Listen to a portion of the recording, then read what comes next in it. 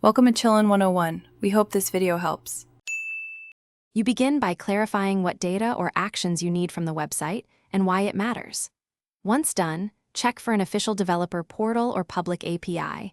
If one exists, request an API key or create an account. Meanwhile, set up your toolkit.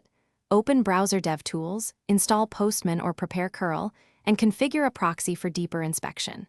Make sure to store credentials securely and avoid hard-coding keys in code or shared screenshots. You now dive into the complex middle work. Replicate user actions while watching network traffic, focusing on XHR, fetch, and WebSocket frames. Once you see a promising request, capture full details, method, path, query params, headers, cookies, body, and response shape, using a proxy or DevTools export. Then recreate that request in Postman or curl, swapping tokens or cookies to confirm behavior.